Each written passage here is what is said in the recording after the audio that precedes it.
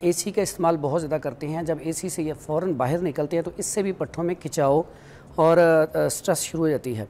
इसी तरह जब हम खाना खाते हैं तो उसमें हम ठंडा पानी बहुत ज़्यादा पीते हैं, कोल्ड ड्रिंक जो है वो ठंडी बहुत ज़्यादा इस्तेमाल करते हैं, उससे खून जो है वो गाढ़ा हो जाता है, खून की सर्कुलेशन स्लो हो जाती है, इससे ड्राइनेस भी पैदा हो जाती है क्योंकि हम आजकल माशरे में ज़्यादातर खुश्क की चीज़ों का इस्तेमाल करते हैं। तो जैसे चाय है, इसका कसरत से इस्तेमाल ड्राइनेस पैदा करेगा। जब खुश्की पैदा हो जाएगी तो पट्ठों में खुश्की पैदा कर देती बिल्कुल है। उसमें अच्छा। पत्ती है, तो उससे जब ड्राइनेस पैदा होती है तो उससे सबसे पहला मसला होता है कि पट्ठों के अंदर खिंचाव पैदा हो जाता है। बाज़ लोगों को सर्वाइकल पेन शुरू हो जाती है। फिर ये जो बैक पे पट्टे खिंच जाते हैं बिल्कुल ये अच्छा मेरा कल रात से ही चढ़ा हुआ है पट्टा एक ही साइड का, वो इसी वजह से आजकल एसी की वजह से, चाय की वजह से बहुत ज़्यादा है। अच्छा, इसमें ठंडा पानी जो है उसकी वजह से भी है।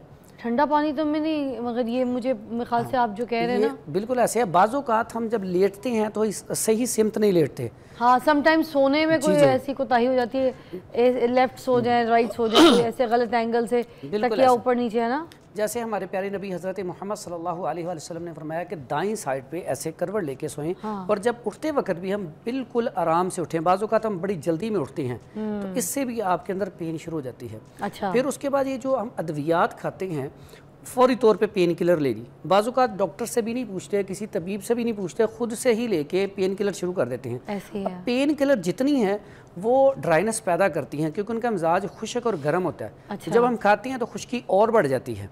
बाज़ों का हमारे पास पेशेंट ऐसे आते हैं जिनके वो ज़्यादा मेडिसिन खाने की वजह से ये जोड़ जो हैं ये टेढ़े हो जाते हैं, हाथ ऐसे मुड़ जाते हैं। क्यों? वो बार बार मतलब ना खुश्क चीज़ें, वो गर्म अद्वियात इस्तेमाल करते रहते हैं।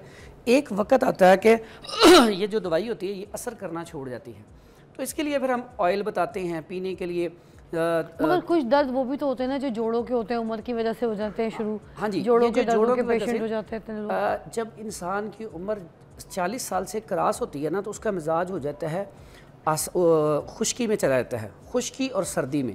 कभी आप देखें बूढ़े जो हैं अक्सर औकात पूरी रात सोते ही नहीं हैं, उन्हें नींद ही नहीं आती। उसकी वजह क्या आती है? जैसे जैसे हमारी उम्र बढ़ती है हमारे अंदर ड्राइनेस बढ़ती जाती है, खुश्की बढ़ती जाती है। जब खुश्की बढ़ती जाती है तो जो जोड़ है इनके अंदर लुब्रिकेशन होती है, जैसे हम आम ज़बान में कहते हैं ग्रीस होती है। सॉरी मेरी गाड़ी ख़राब हो गई थी रास्ते में, इसलिए फ़ोन है। अच्छा सॉरी। अच्छा, इसमें जो लुब्रिकेशन होती है, फ्लूइड होता है, वो आहिस्ता आहिस्ता खुश्क होकर ख़त्म होना शुरू हो जाता है। तो जो बूढ़े होती हैं उनमें जब ये ख़त्म हो जाता है तो अंदर ड्राइनेस बढ़ जाती है जिसकी वजह से उन्हें खुश्की हो जाती है, खुश्की की वजह से कॉन्स्टिपेशन हो जाती है। अब होता है क्या, फिर पट्ठों में खिंचाव, जोड़ों में दर्द।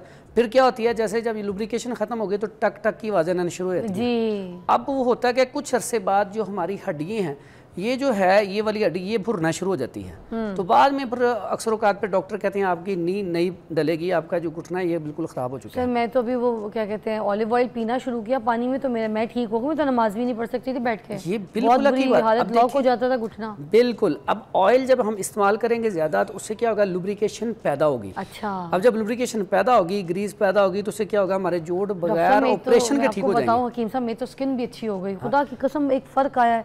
बड़ा मैं किसी बात पे कसम नहीं उठाती, स्किन में फ़र्क आया, ड्राइनेस नॉर्मल हुई, बाल अच्छे हुए, और सबसे बड़ी बात मेरी टांग ठीक हो गई।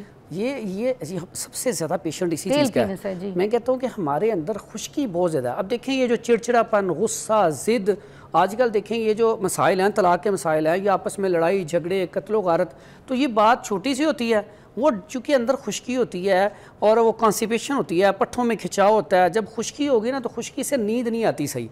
जब नींद नहीं आएगी तो अच्छा, ये जो हमारे जिस्म में खुश्की है, ड्राइनेस है, तो ये इस सारा कुछ जो होता है इसी की वजह से होता है, क्योंकि डॉक्टर्स तो मतलब मानते ही नहीं इस चीज़ को, बस ये दो ही चीज़ें होती हैं। नहीं, मेरे पास बाज़ों का डॉक्टर हज़रात आती हैं जब अपनी फैमिली की मेडिसिन लेने आते हैं तो फिर मैं उन्हें गाइड करता हूँ। देखें, आप कहते हैं कि ये जो आप कहते हैं ठंडी चीज़ें हैं, ऐसा तो कोई इशू नहीं है, कोई गर्म चीज़ है। मैंने कहा देखिए एक सीना बसीना चीज़ें चलती आ रही हैं। जब भी हमें गर्मी लगती थी तो आलू बुखारा इमली का शरबत वालदा ने बना के दे देना, तो उससे फौरी तौर पे हमारे अंदर वो तब्दीली आ जाती थी। जैसे आम रूटीन में यहाँ पे देखिए, जब हम मटन खाते हैं या बीफ खाते हैं तो फौरी तौर पे हमारे जिस्म के अंदर हरारत पैदा होती है, ठीक है। और बाज़ों का ऐसा होता है कि पेशाब जल के आना शुरू हो जाता है, ठीक है, और फील होता है, ब्लड प्रेशर हाई हो जाता है। इसका मतलब ये है कि गर्म और ठंडी तासीर है। जब आप कोई भी चीज़ खाती हैं, जैसे आपने चावल खाए तो चावल से फ़ौरन रतूबत पैदा होना शुरू हो जाती है। आपके मुंह के अंदर बलगम रेशा पैदा होना शुरू हो जाता है, कीड़ा आना शुरू हो जाता है। मकसद कहने का कि जो भी चीज़ हम खाते हैं, केले से भी होता है बिल्कुल ऐसा, उसके अंदर भी रतूबत है ना, तो इसका मतलब है ठंडी और गर्म चीज़ों का असर है। और जब से हमने अपने आबाओ अजदाद की बातों को छोड़ा है, देखें उम्रें भी कम हो गई हमारे, अगर बुज़ुर्गों को देखें वो फिट 100 साल तक उनकी एज थी, 100, 110 साल, 120 साल, दांत भी ठीक, आंखें भी ठीक, हम तो 50 के बाद बोनस पे ही होते हैं, जी लिया तो जी लिया, वरना लुढ़क गए तो लुढ़क गए, बोनस पे फट्टे थले, है ना।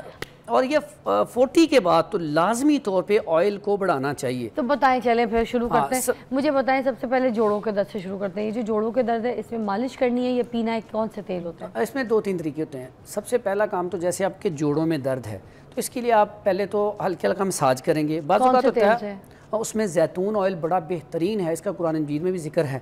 बेहतरीन सबसे अच्छा है कि जैतून ऑयल की मालिश आप हल्के हाथ से करें। अच्छा। मैं आपको और भी इंशाल्लाह ऑयल बताऊंगा, उसका कम्बिनेशन भी बताऊंगा। लेकिन क्या कलौंजी भी मिक्स कर सकते हैं? कलौंजी भी मिक्स कर सकते हैं, लेकिन जोड़ों के दर्द के लिए ज़्यादा बेहतरीन ऑयल जो है, मैं आपको एक बड़ा आसान सा सस्ता सा एक नुस्खा लिखवा देता हूँ, बड़ा कमाल का उसका रिजल्ट है। उसमें एक तो खाने के लिए नुस्खा है और एक लगाने के लिए ऑयल है। ठीक। लगाने के लिए उसमें आपने क्या लेना है, रोगने मछली, ये बाज़ार से अच्छा वाला मिल जाता है।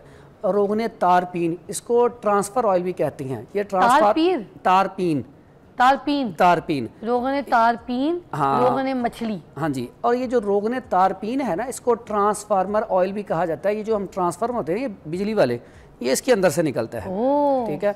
और ये बड़ा ज़बरदस्त है। इसके अच्छा, साथ मतलब यूज भी ले रहा है, यूज ही मिलेगा, वो मिलता ही यूज़ है। उसके बाद जैतून ऑयल ले लें और रोगने कुंजद, तिलों का तेल, ये 4 ऑयल ले लें 50-50 ग्राम। इनको आप मिक्स कर लें। मिक्स करने के बाद इसका बिल्कुल नरम हाथ से जब भी मसाज करना हो, जहाँ पे आपके पेन हो, ऊपर से नीचे को करना है मसाज। अच्छा, ब्लड सर्कुलेशन ऐसे बिल्कुल ऊपर से नीचे को मसाज करना है और ज़ोर से नहीं करना।